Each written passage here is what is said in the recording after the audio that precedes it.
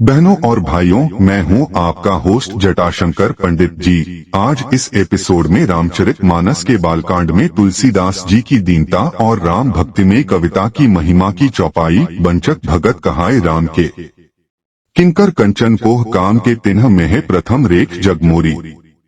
धीन धर्म ध्वज धंधक धोरी की व्याख्या की जाएगी। चलिए शुरू करते हैं। भगत और ठग एक विभाजन।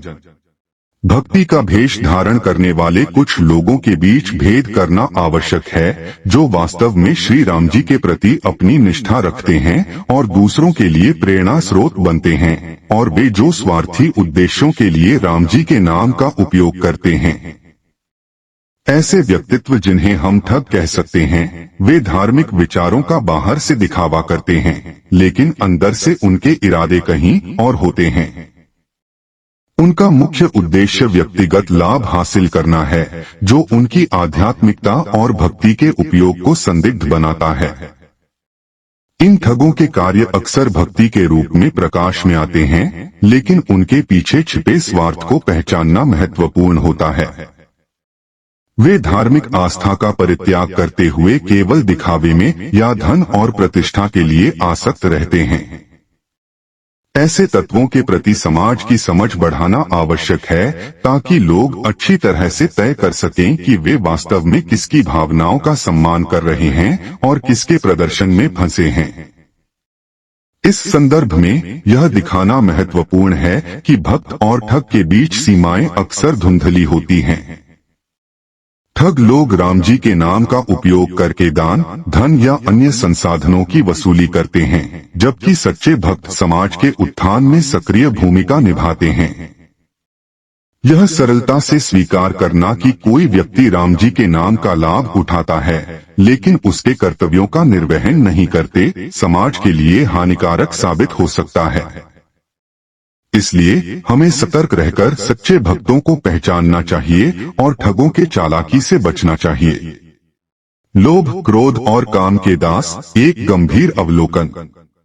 भक्ति मार्ग की सरलता और निष्कामता के साथ ही भक्तों के जीवन में लोभ, क्रोध और काम जैसे विकार भी महत्वपूर्ण भूमिका निभाते हैं।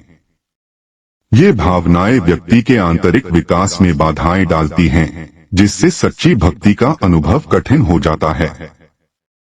जब कोई भक्त इन विकारों के दास बन जाता है, तो उनकी भक्ति के उद्देश्य में कमी आ जाती है। इस संदर्भ में लोभ का अर्थ है भौतिक इच्छाओं का अत्यधिक अपेक्षा करना, जबकि क्रोध और काम जैसे द्वेष भाव भी भक्त की स्पष्टता को धुंधला करते हैं। लोभ भक्ति के मार्ग पर एक बड़ा अवरोध है। जब मनुष्य सांसारिक वस्तुओं और लाभों के प्रति आसक्त हो जाता है, तो धार्मिकता और नैतिकता की भावनाएं तिरोहित हो जाती हैं। जैसे ही भक्त अपने लोभ का निरीक्षण करते हैं, उन्हें समझ में आता है कि भक्ति की वास्तविकता हृदय की शुद्धता में है, न कि भौतिक थाती में। इसके विपरीत क्रोध व्यक्ति के सोचने की क्षमता को कमजोर कर देता है। जब मन की भावना विशुद्ध नहीं होती, तो प्रेम और सम्मान की भावना में कमी आ जाती है, जिससे भक्ति के मार्ग में रुकावट उत्पन्न होती है। काम या शारीरिक इच्छाओं का नियंत्रण भी भक्ति में आवश्यक है। जब मनुष्य अपने इंद्रियों के वश में होता है, तो वह आध्यात्मिक स्तर पर नहीं उठ पाता। विभिन्न भक्तों ने अपने जीवन में इन भावनाओं का सामना किया है, और हर एक ने एक महत्वपूर्ण पाठ सीखा है। श्रवण, जप और ध्यान जैसे साधनों के माध्यम से व्यक्ति इन विकारों पर विजय प्राप्त कर सकता है। इस प्रकार भावनाओं पर नियंत्रण पाकर भक्त अपने साधना में दृढ़ता लाने में सक्षम होते हैं और भक्ति के मार्ग में अपने सत्य को खोज सकते हैं। धर्म की झूठी ध्वजा और कपट का धंधा। धर्म की स्थापना का मुख्य उद्देश्य मानवता के उत्थान और समाज में शांति की स्थापना करना है, लेकिन दुर्भाग्यवश कुछ लोग इसके नाम पर कपट और धोखे का सहारा लेते हैं।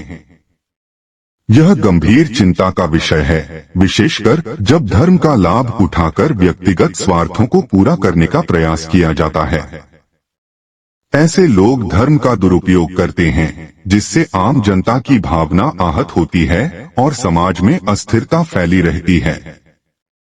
धर्म के नाम पर अनेक चारित्रिक धारणाएं विकसित की गई हैं, जिनका उपयोग कुछ लोग अपने उद्देश्यों को प्राप्त करने के लिए करते हैं। यह लोग साधारण भक्तों को भ्रमित करते हैं, उन्हें अनैतिक क्रियाओं की ओर प्रेरित करते हैं और कई बार मांग करते हैं कि भक्त उनके आदेशों का पालन करें, जो कि वास्तविक धर्म के सिद्धांतों के खिलाफ है।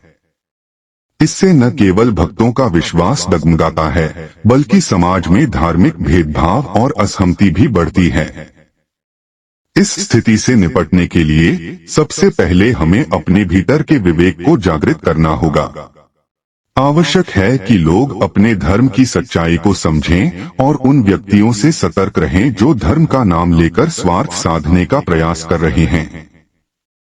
शिक्षा और जागरूकता का प्रसार आवश्यक है ताकि लोग इस प्रकार के कपट को पहचान सकें। इसके साथ ही धार्मिक संगठनों को भी अपने भीतर पारदर्शिता और नैतिकता को अपनाना चाहिए ताकि वे सच्चे भक्तों को सही मार्ग पर ले जा सकें। इस तरह हम धर्म के नाम पर हो रहे धोखे को समाप्त कर सकते हैं और एक समर्पित समाज की ओर बढ़ सकते हैं। सच्चे भक्त की पहचान क्या है? धर्म का मापदंड। सच्चे भक्त की पहचान करना एक महत्वपूर्ण विषय है, विशेषकर उन व्यक्तियों के लिए जो श्री राम जी की भक्ति को समझना और अनुभव करना चाहते हैं। सच्चे भक्त का अर्थ केवल अनुष्ठान करना नहीं है, बल्कि उसके जीवन में राम जी के गुणों को अनुसरण करना भी है। इस संदर्भ में धर्म का मापदंड निर्धारित करने के लिए कुछ महत्वपूर्ण गुणों को समझना आवश्यक है। पहला गुण है विनम्रता। एक सच्चा भक्त हमेशा विनम्रता से अपने अधार्मिक व्यवहारों को सुधारने की कोशिश करता है। यह गुण भक्त के चरित्र को मजबूत बनाता है और समाज में एक आदर्श उदाहरण प्रस्तुत करता है। इसके अलावा एक भक्त को अपनी सीमाओं का भी एहसास होना चाहिए। जब वह खुद को नायक समझता है, तब उसके अंदर अहंकार का प्रवेश होता है, जो उसकी भक्ति की शक्ति को कमजोर करता है। दूसरा गुण है प्रेम और करुणा। सच्चा भक्त राम जी के प्रति प्रेम और करुणा के साथ ही साथ समाज के प्रति भी यह भाव रखता है। वह अपने चारों ओर लोगों की भलाई के लिए काम करता है और सभी के साथ सहानुभूति विकसित करता है। इसलिए समाज को समझना होगा कि सच्ची भक्ति केवल व्यक्तिगत पूजा नहीं है, बल्कि यह एक साझा जिम्मेदारी भी है। अंत में सच्चा भक्त अपने आगे के कर्मों को राम जी की भक्ति के माध्यम से नियंत्रित करता है।